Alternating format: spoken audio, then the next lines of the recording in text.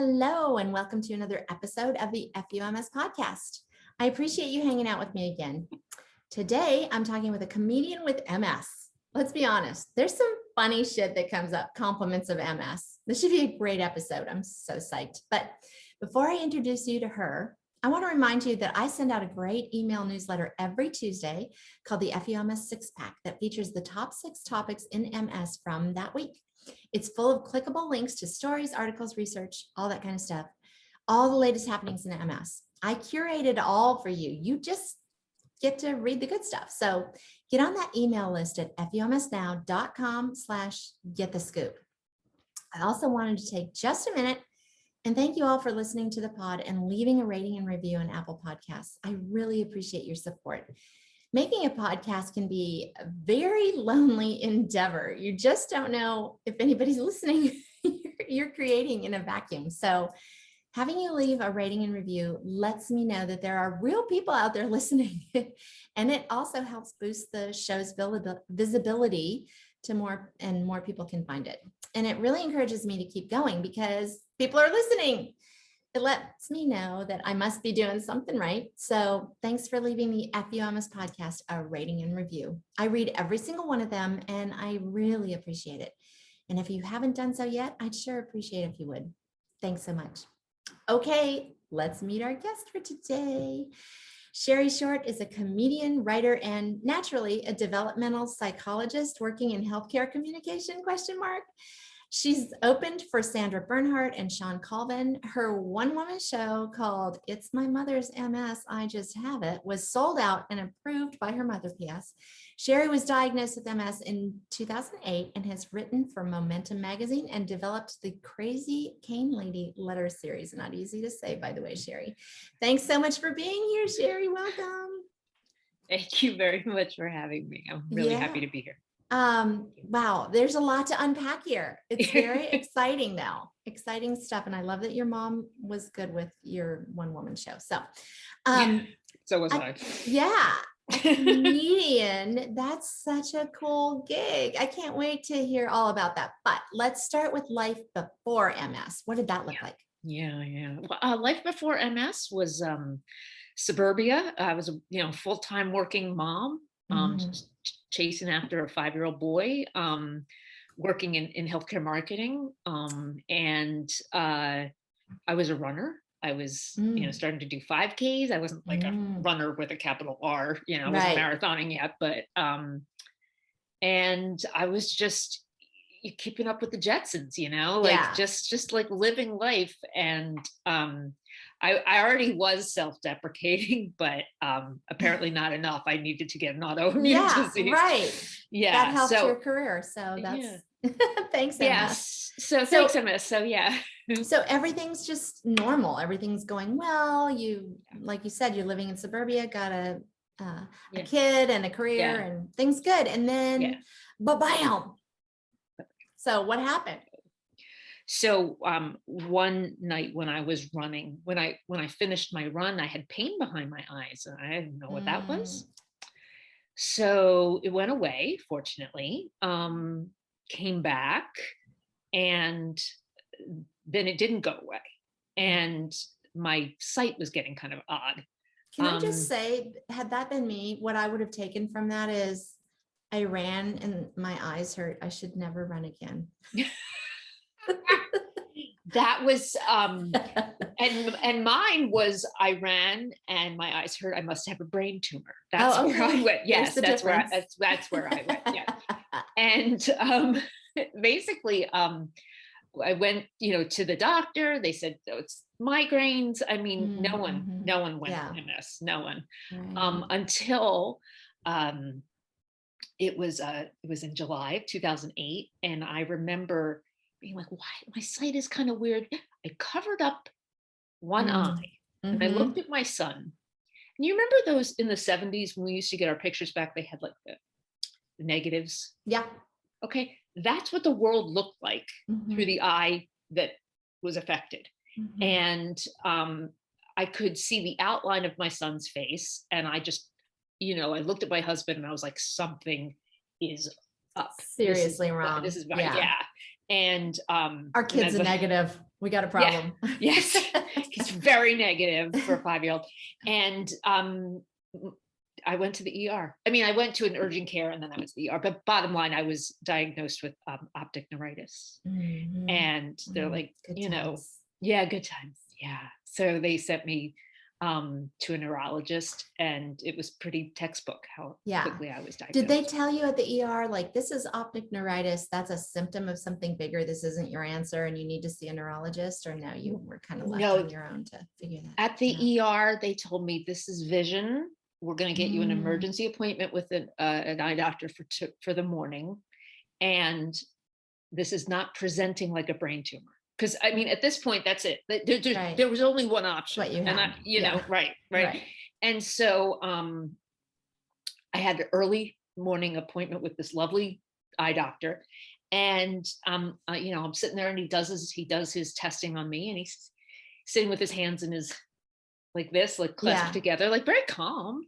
And he's like, okay, this is optic neuritis. And I was like, well, give me the drops, man. I gotta go. I got plans. I'm gonna go see that Mamma Mia movie with my friend Stacy, you know, like cool. Like, thank God. No brain tumor. We're done. The end. And he just kind of stayed there. I just remember the hands clasped together. And he's like, this is a hallmark symptom of multiple sclerosis. Oh. And at this point, I'm like, dun, dun, dun. Dun, dun, dun. But at the same time, what is that exactly? Yeah, right. Like, I've heard of it. It could have been like my brother thought MS. He contributed to Jerry Lewis, yes, in my honor, and I was like, "Thank you." What That's is that muscular about? Dystrophy. Yeah, he's like, "Well, you know, because you have that." I go, "Yeah, you know, I don't actually." No. Wow. So you didn't know anything about MS? Did you? Really didn't. Like, did you know anybody that had it? No. Not that I don't think I did. I think I knew of but I know everything about pop culture that I shouldn't know. And so I immediately went down my list of celebrities that I knew that had MS. And I was like, all right, well, Funicello. Right. Yeah, right. That was not a good visual then right away. And Terry Garr and Squiggy. Right. David Lander. And so and I was like, all right, well, aside from Annette, they're all still alive. And you know, but these are flashes of thoughts while he's talking. I just needed to kind of be reassured this wasn't a death sentence, you know, and that I was going to be okay. And you know, just a life sentence. Just a life sentence. Yeah. But he was very positive, and he's like, a lot of people are able to live full lives, la la la la la. But let's get you to a neurologist. Good. And so that's how. Very responsible. Happened. I don't often hear such good, positive, or quick diagnosis stories. So good. Yeah. Good on you. Congratulations. Where do you live that this happened? Well, that was in I was living in Wilmington, Delaware. Okay. All right, Delaware. There you go. We're all moving. So, all right. So, wow. Let me just back up for a minute. So, sure. Still got the kid, probably still looking like a negative at this point. Still have the developmental psychologist job in healthcare communications. Yeah. Still living in suburbia. Now you've got this MS diagnosis. What does that mean? What changes because of that? I said to the neurologist, I was like, can I still have wine? And can I still run? Oh my God, that was my first question. Oh, not the running. Running, nope, that was not a question for me. Nope. I'm not going to take it up now. Okay, well, the wine, we should be recording this after 5. So I'm happy to come back. Okay, we'll do that. We'll make that happen. We need an FUMS happy hour. I think that would be fun. I tried that right at the beginning of quarantine, and I had never heard of this. And P.S. I'd been on Zoom for 3 years already. This was not a new platform to me. Right. But I got Zoom bombed. Oh no, I've heard of that. Horrible. I had no idea that was a thing, but it was such a thing. And there was porn being played on my, videos and people yelling horrible racial epithet. It was horrible. So I haven't tried it again since, but no, but you and I can just do that. We could do that. And I promise not to Zoom bomb you. So I digress. I'm sorry. So, okay, you've got all this going on and now you've got an MS diagnosis. So what does that translate to in your life? What changes? You know, I think that I got really lucky in the sense that upon the initial diagnosis and the confirmation that I can still have wine and run, that I Yeah. was like, this isn't going to get me. This isn't Yeah. going to get me. And Right. with the steroids, my vision came back. Yeah. Now I have to run classes, but that could have Right. happened anyway with aging. Right. I know that, people who saw me with glasses didn't go, oh, she must have MS, like Right. they were like, oh, you got glasses. Okay. So I guess I sold myself a bill of goods that, okay, I'm going to have these attacks. I'm going to take steroids and I'll be fine. Yeah. No big deal. And they started me on, injections. And I didn't know if I can name names. Yeah, go ahead. Yeah. Yeah. So I started out on Copaxone. Okay. And unfortunately, well, I mean, it was every night. It was every night. So I made like a lot of jokes. I was like, I feel like Sid and Nancy, it's like, right. Me too. I remember the first St. Patrick's Day that I was shooting up with Beta Cerrone, and I took a picture of a glass of Irish whiskey and my shot. And I'm like, I know my dad is proud in heaven. And I have risen to what my mother expected of me at this point. So yeah, you're ticking all the boxes. Shot and a shot. Yay. So yeah, I was at airport bathroom shooting up. And then I remember at my friend Dan's wedding, I was in the bathroom, injecting. Yes. And so it was tedious. But it kept me doing everything. There's a payoff to it, so you could do it. I work at an ad agency. The hours were crazy. Yeah. In terms of just, a lot of work. They were wonderful, but it was a lot of hours. And and then go pick up your pre-kindergartner. It's just everything was able to kind of continue. And then I was training for a 10K. And this was 6 months into it.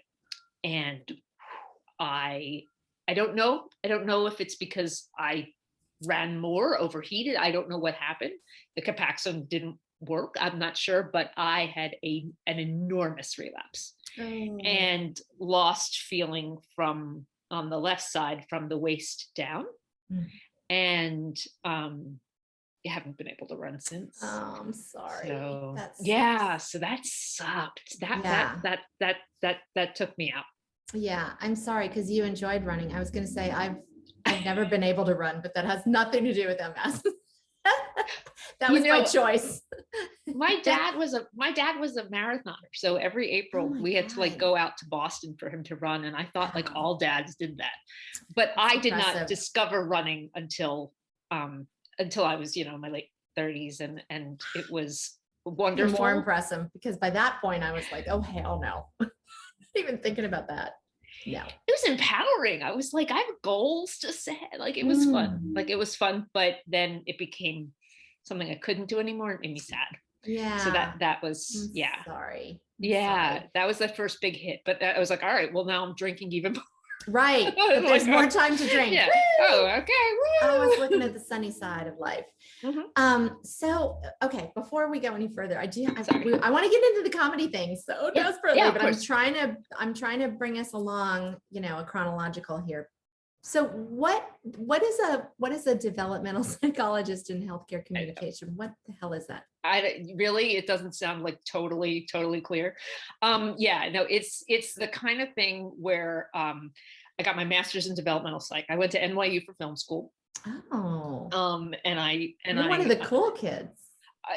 Thank you. That's cool. That is cool. And I loved it. But I remember I graduated and my mom was like, what are you possibly going to show? You don't have any skills. She's like, who's going to want to read your paper on the deer hunter? And so I ended up actually, I was like, listen, I minored in psych. I really love this path. And I think that I would make a good professor or something like that. I could use my comedy skills and go that way. So I'm going to go academic. Yeah. I contacted, Second City in Chicago, and I got the dates for an audition, and I said, I'm either going to get into grad school or I'm going to do this audition in comedy. And I got into grad school before it, and I went with grad school. Oh, So, wow. Yeah. That's So I very never, cool. yeah. There's just like another path, you know? Right.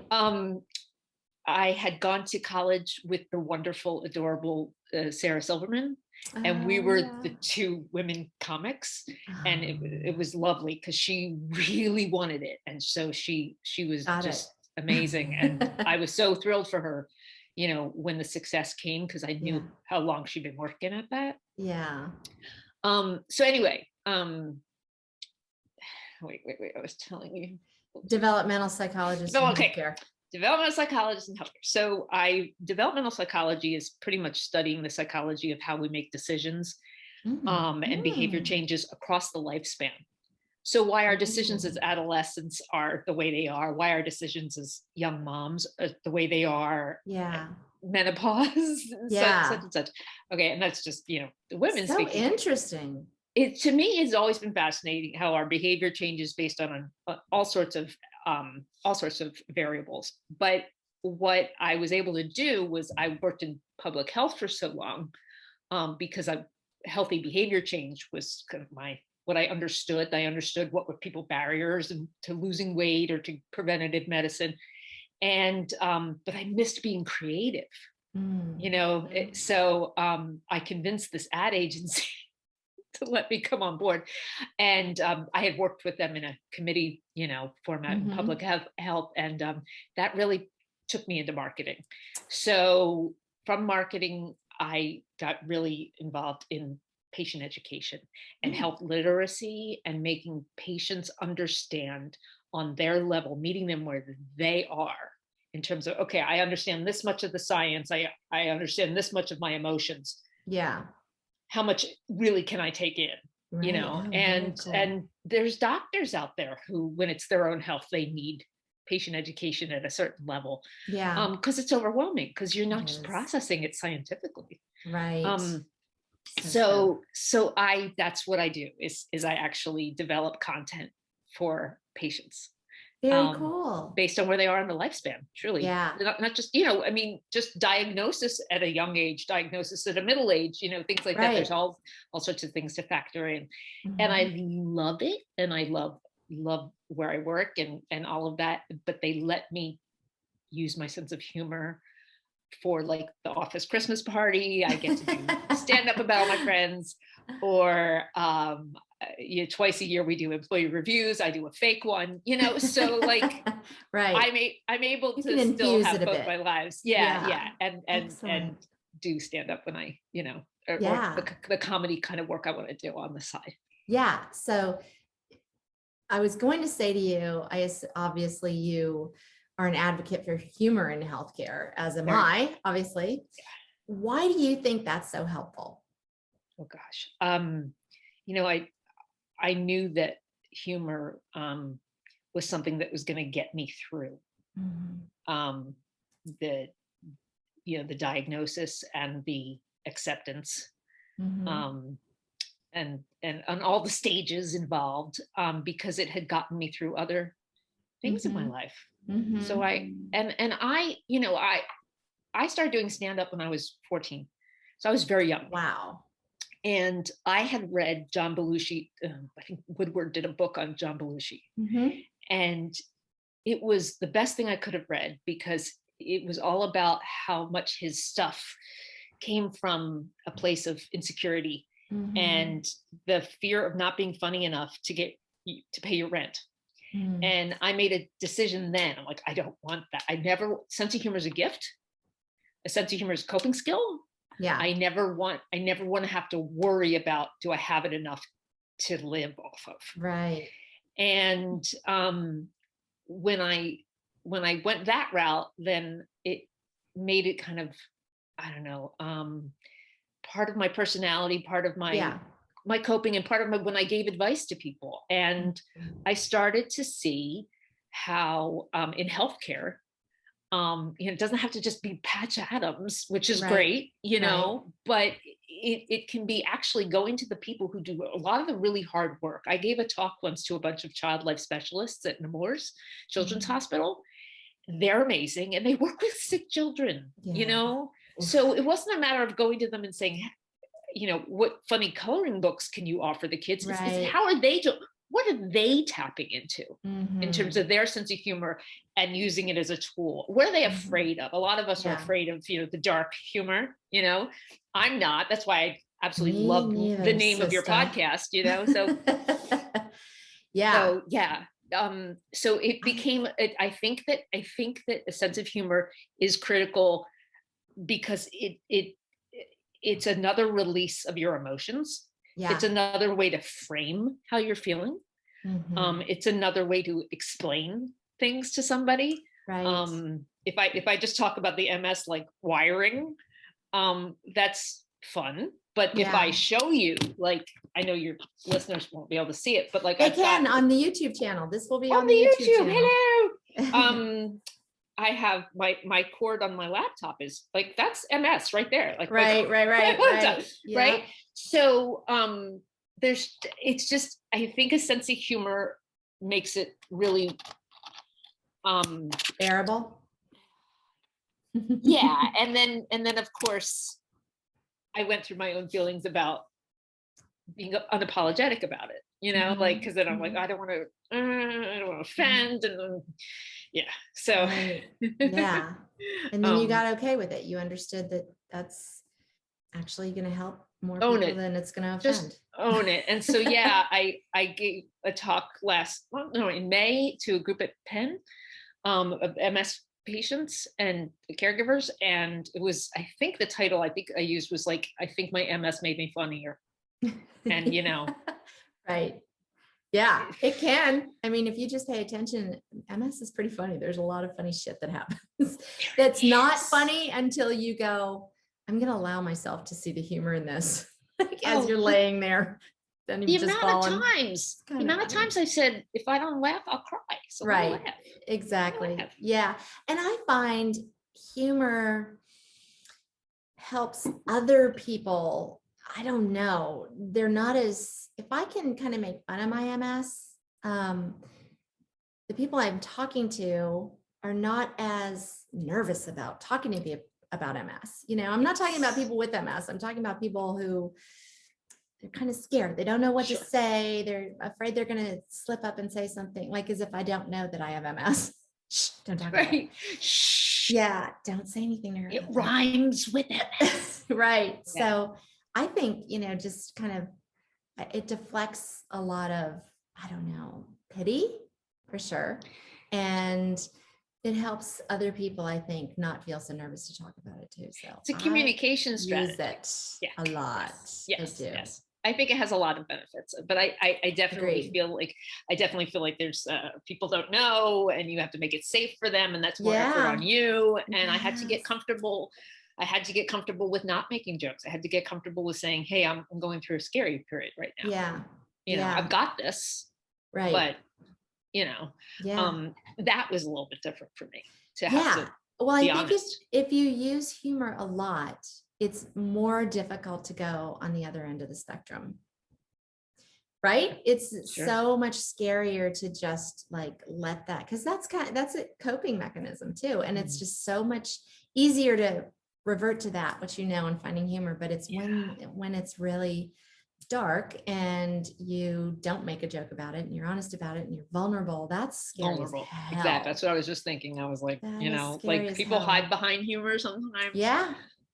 So I've definitely noticed when I've done that and really had to turn that around. And, yeah. I always say I'm Cleopatra, queen of denial. And I do that with humor a lot, you know, I'm fine, and just kind of make a joke about it, but I'm not always fine. And when I have let that wall, I guess, down, interestingly, I would call it a complete mental breakdown last fall. Not really, but you know, with COVID, everything else, I was telling you, my dog died, my husband and I got separated. It was one thing after another, blah, blah, blah. And I just lost my shit one day. And I had been scheduled to do a podcast. I canceled that. And I just kind of wanted to crawl somewhere and be left alone for a while. And then I thought, you know what? I feel like I have a responsibility to these people that look to me You know, I post on social every day, I blog, I podcast, and now I've gone radio silent. So I did a podcast that I've still not brought myself to listen to, but I cried through most of it. And I was just real honest. And let me tell you, this is, I think, my 85th episode. And that's to date, the #1 downloaded episode. So it resonates. And I'm still, you know, I get emails all the time from people who listen to it and they say, I get it. I've been where you were and I understand. And thank you for doing this because you gave voice to real emotion and you showed that you weren't just, you know, the funny girl or whatever, putting a happy face on this shitty disease, you know, this is real life. So for you, and I just thought that was empowering for you, and to know that you've done that. Like, well, once I started hearing from people that they were good with it and they appreciated it, was great. But when I was doing it, and shortly after, I thought I can kiss FUMS goodbye. Nobody, you know, people are going to be like, "You're not funny. That's not funny. That's not." No. What does that have to do with FUMS? It's everything. It's where we are a spectrum of emotions. And I did this past March, I did a series of videos for MS Awareness Month where I did like my own Oscars, you know, thanking I sent you the link for that, like just we'll thanking different each night. I did a different 5-6 minute thing on who I was thanking. Awesome. And on the last night, I did a thank you, and then so sadly, I lost my father from COVID last year. So sorry. It was horrible. So I dedicated it to him and his amazing spirit and support for me and his, you know, tenacity to overcome challenges. And I got all these messages from people who watched the video, like, Shari, you made me cry. You know, it was like, what? Like, that's opposite emotion. And it was sweet. I was like, look, I'm glad that you were touched, and that's okay. And sometimes, you know, if I put myself out there, you're usually going to get a combo. You're not going to just like see me. It's going to be like ordinary people, you know, it's going to be a combination of So and that's I was life. glad I did that too. Life's a combination, right? It's real. Authentic. So how did you get into comedy, and where does that, I mean, I know that you said your first stand-up gig was at 14, but professionally, like you said that you made this decision, Second City or your master's, you went towards your master's. So it seems like that's always kind of been you and been a part of you, but at what point did you go, all right, I got this life all set, you know, what I'm supposed to be doing. I got kid, I got good job, blah, blah, blah. Now I'm going to feed my comedic soul. Well, or was that the way it went? The comedic thing started, the comedy started because, and I'm totally dating myself, but because I saw Joan Rivers on Solid Gold while I was babysitting. And I'm like, I love this. I love that she's up there with the microphone and she's judging. Yes, she was very judgy. And I thought she was hilarious. Yeah. And I knew that I made my friends laugh. And I thought, what if I could build something that way? Yeah. And I was only 14. My sisters would have to drive me down to the Comedy Works at 2nd and Chestnut in Philadelphia, which is where I'm from. And I met the comedians. Now, back then, you know, this is the early-ish 80s to mid 80s. So it was a bunch of like 27, 28-year-old neurotic chain smoking guys. That's who was doing comedy. Right. And then there was me. And it's like, I was like the kid.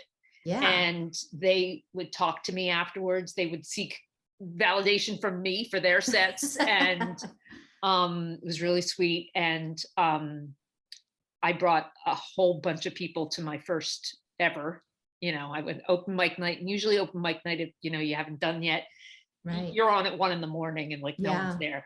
But because I brought so many people and they knew me from just being there and watching it, studying,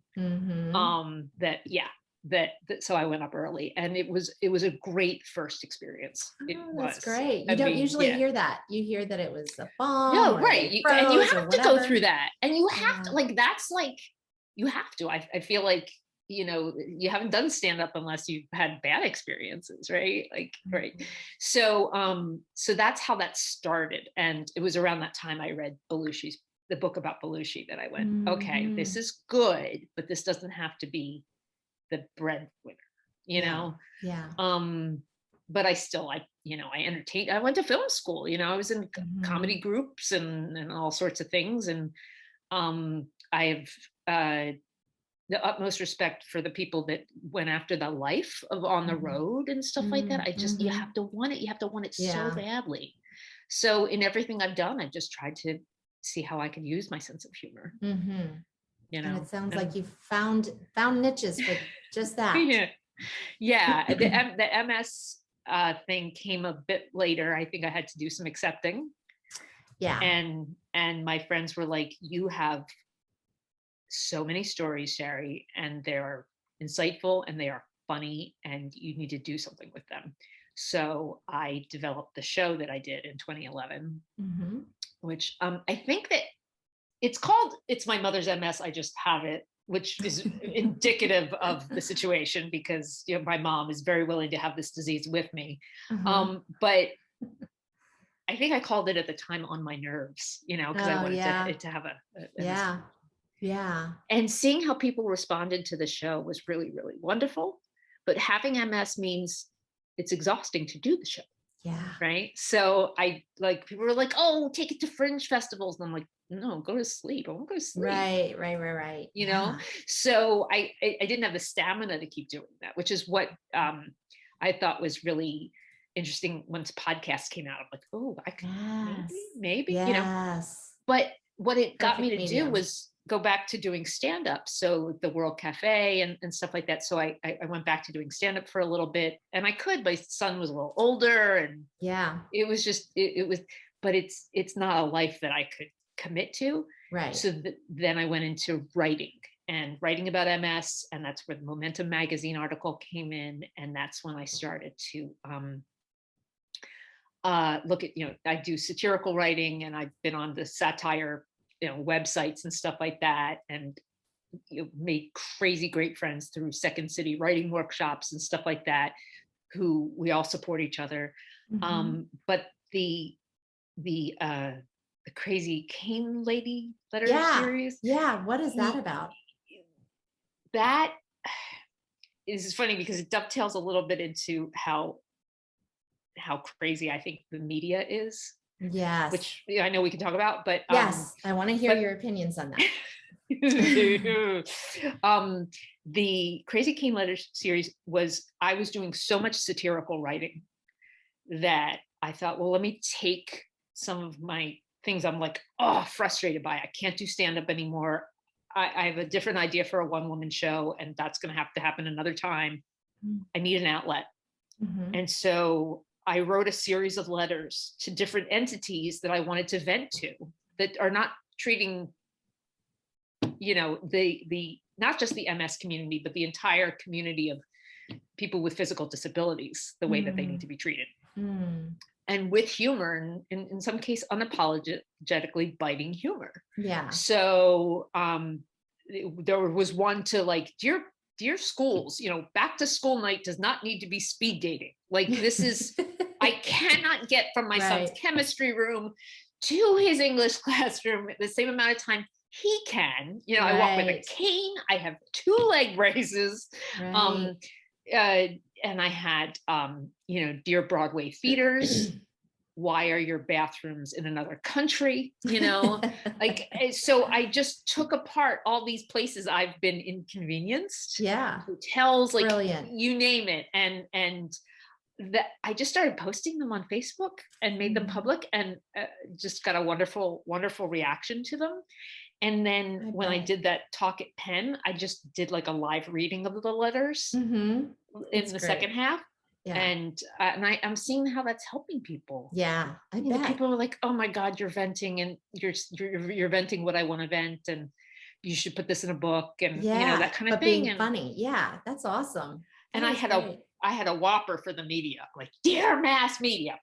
And I just went to town on that. Well, so you mentioned to me that you have pretty strong opinions about how MS is portrayed in the media. Me too, sister. What do you mean by that? I mean, what's wrong with somebody running through a field of daisies when you have, if you take that pharmaceutical, I think you can run through a field of daisies too. What's wrong with that, Shari? I have a separate piece that I've written on pharma commercials. The problem is the daisies. It wouldn't be, no, I'm just kidding. It's, you know what? My issues are totally like the Tecfidera ad that had the person on the Ferris wheel. Yeah. I'm like, I can't even tell you, like, my date would be just, I mean, aren't we vomiting always on a Ferris wheel already? Like, who wants to add that? On a Ferris wheel. And I'll send you, I did for a top 10 things you'll find in pharma commercials. And they always have a cream couch. They always have a dog. They always have a fabulous porch, you know, like things like that. Oh, yes, please do. So and I will link to that in the show notes. So everybody go to FUMSnow.com/podcast and look for this podcast. I wish I knew the number. Sorry. I think it's 85, but I'm not sure. Anyway, but that'll be in the show notes. I will put links in there, but yeah, that's so great. Media is one thing. So if we talk about like pharma commercials, yeah. You know, I've met amazing people in pharma, both on the chemical research side and then on the brand team commercial side who want to get it right. They do. And so I thank God for them, because I'm on a drug now that I love. So I'm very, very grateful. Pharma. Would that be Ocrevus? It would be. This is what I hear from people on Ocrevus. I don't hear anybody else saying, I love my drug, but Ocrevus, I hear that from a lot of people. Yeah, I could get weepy. I'm really happy I switched. You're all verklempt about Ocrevus. I'm all verklempt. So I went, so that's media, that's on one side. The mass media that I have the issue with is how celebrities with MS are portrayed. And like, so-and-so is diagnosed, and like you see her and they're having her like in slow motion on the news, and there's like a violin type of music. I'm like, she's not dead. She's not dead. She's I'm not going to say she's okay, but she's okay enough that she got her publicist to tell you she has MS. Like no one was asking, did that actress have it? Does that actor have it? Does that, you know, people literally put that statement out there. And I want all good and all healthy and good for these celebrities, but it becomes the kind of thing where the news talks about them like they're on their deathbed, and poor them. And it's awkward. It's awkward to be in a room with people when that is on the TV. You know, because I was like, oh, what sad song should go behind me with my commercial? I love James Taylor. So can we get Fire and Rain while I'm walking down? It's Fire and Rain. Right. So, you know, never thought I'd see you again, you know, and so I think Steamroller would be good for that. Steamroller would be good. Oh, perfect. As I'm walking through. Yeah, you know, walking man, but you know, considerable foot drop on both sides. Yeah, not walking man. Yeah. So you get me. And I think that what I really freaked out about was two things with the media, that like sometimes they get it wrong. They don't do their homework enough. And I believe it was on Good Morning America that after they interviewed the beautiful Selma Blair, that Good Morning America said she's fine now. She was having an exasperation. It is very exasperating. I was like, that much. I wish that was the disease, that we were like relaxing, remitting exasperation. Like, that's easy. I can handle that. Just blow off some steam and you're good. Yeah. So I had issues with them not getting it right, you know, and putting it out there. But also, if a celebrity is diagnosed with MS, my friends and family, unfortunately, all believe I have access to their health charts. And I will get phone calls and texts. Your best friends too. And you know each other. We go way back. We go way back. or Jamie Lynn Sigler or whatever. And I'm like, dude, if I have a best friend with MS, it's gonna be Terry Garr. Hello, I know. So totally agree. So I just felt like the media forced us to become spokespeople. Like, well, so why is Selma still able to wear heels and you're not? Mm-hmm. Yeah, I can explain it to you, but why? Yeah. So, and that wasn't from anybody close to me, but it's random. Oh, Shari's open about her MS. I can ask her anything. And I am, I'm really an open book about it. And that helps me. Yeah. I also, work, when you're in marketing, you have clients, and I don't want them to, before I had the cane, my balance was off, and I didn't want people to think I had a drinking problem. Yeah, right. You drunk at work. So so I fall, it happens. Right. So the media, I think, has improvements to make. Yes. In terms of how they portray us. Yeah. And, I am in patient advocacy now full time. And I do hear from pharmaceutical companies looking for people to put on their ad boards, their advisory boards. And it's picked up over the years. I mean, that was few and far between years ago. And it's gotten to be more and more and more with, groups like savvy.coop and people just really looking out for the patient and getting, hashtag ask patients. That's a savvy co-op hashtag, but hey, Jen, just, Jen and Ronnie, they're the best. And just, amplifying the patient voice, it is just dumbfounding to me that it took somebody shaking them up for them to understand there's a whole different language, number one, that patients speak.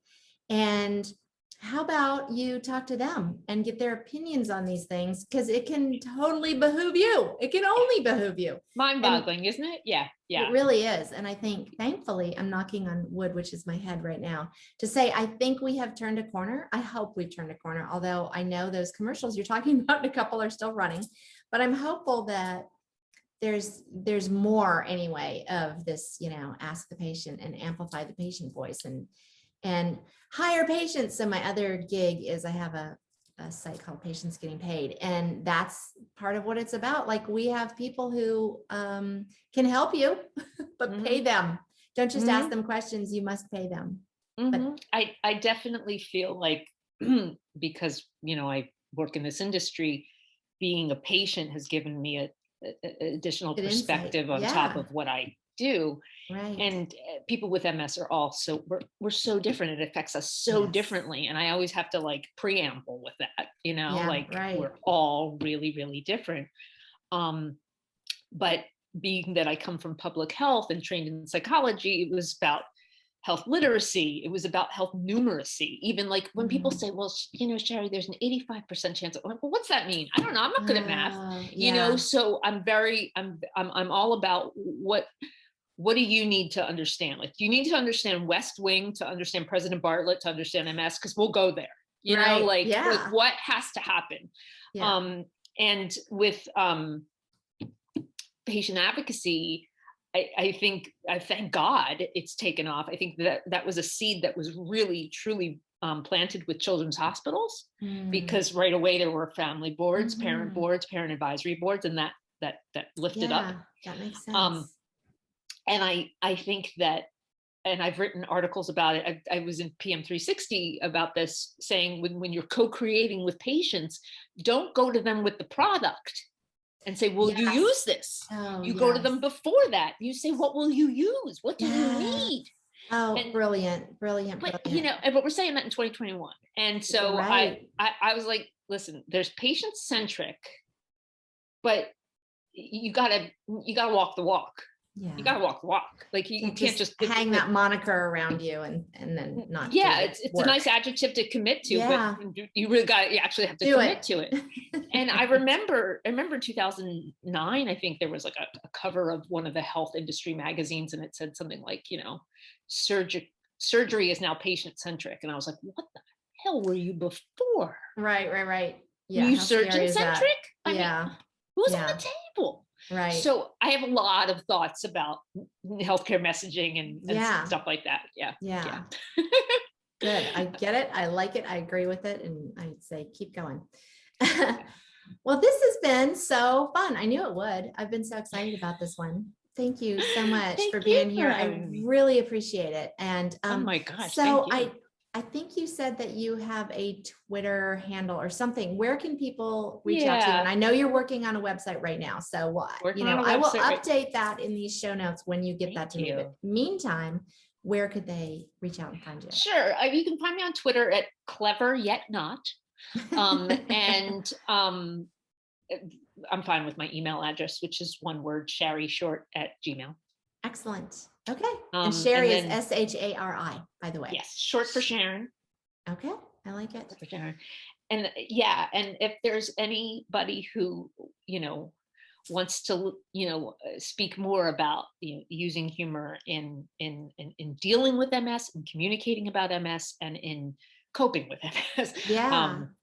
I'm definitely eager to hear from people. I'm definitely eager to hear from people. Yeah. And how I can help with that. But at the same time, it's just great to talk just about connect. It's sometimes just to connect and right. Talk about it. So totally agree, especially for after this last year we've had. Thank you. I appreciate it. And so before you go, we here in the FUMS Nation speak to the stupid diseases it deserves, and we tell it FUMS every day. Would you please lead us in our salute to the bastard with middle fingers extended, of course? My pleasure. Okay, on 3. Are you ready? 1, 2, 3. FUMS. Yay, that was a good one. I liked it. I felt that. You made me feel that one. So thank you very much. I appreciate it again. And take good care and come back and see us. Thank you. Thanks for having me.